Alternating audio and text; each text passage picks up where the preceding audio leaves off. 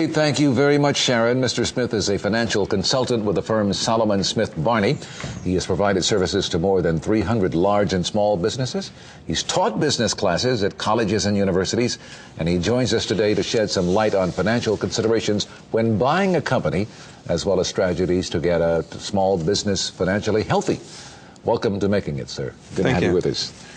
Well, on today's show, as you saw, we met entrepreneurs who bought companies. Ed Moya first bought into a partnership with what we might call sweat equity, investing his paychecks back into the business.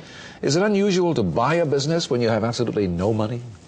It's really very unusual because of the fact that whenever someone wants to lend you money to buy a business, then they want you to have something that you can lose as well, because it's too easy if a business is not going the right way for one to just walk away if they have nothing to lose. Shared risk. Yes, exactly. Now, Ed Moya, as we saw, eventually bought his partner out. What's the easiest way when you're going to do something like that to determine the value of a business, how much you should pay for it? Well, there's a couple of ways in which one can determine the value. You can look at either the book value. If you're part of the business itself, you can look at the various assets in there and then determine what the true value is. And then you have the intangible things, the goodwill. If the business has been the business has been existing for quite some time, you have those types of things, and you have to sort of negotiate and argue back and forth to determine what that is actually worth.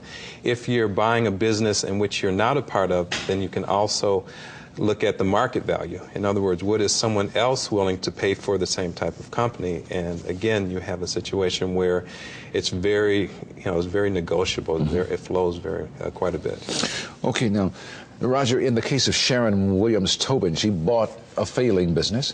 What type of research should a person do before jumping in to try to save a business that's in big trouble?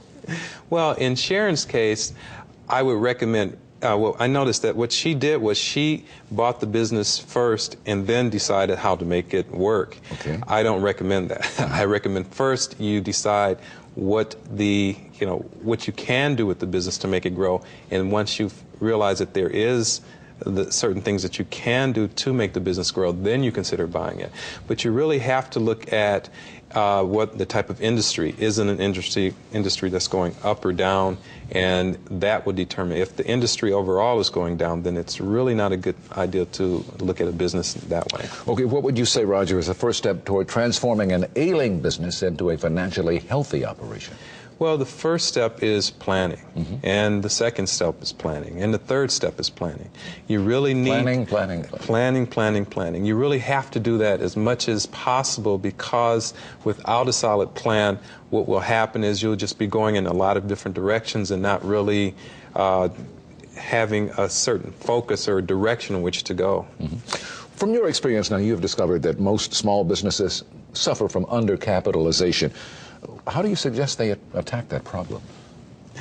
Well, if the business is brand new, then really what you have to do is go to friends and family and convince them that this is a viable business. A lot of people have actually financed their homes, as I believe Sharon did. Mm-hmm. And so you have to look at it from that perspective. If the business has been around for a little bit, then you can start looking at other sources, i.e. venture capitalists maybe, or lenders, banks, and so on. And as short an answer as you can give us, what's the principal element of a financial plan? The principal element is developing quantitative goals, mm-hmm. In terms of time and in terms of dollars. What do you want to accomplish along? And then everyone will have a direction in which they can. Has to be very specific. Very specific. Thank you very much. Roger Neal Smith, financial consultant, Solomon Smith Barney, will tell you how to contact Roger Neal Smith after this short break here on Making It. Stay with us. Roger, thank you very much.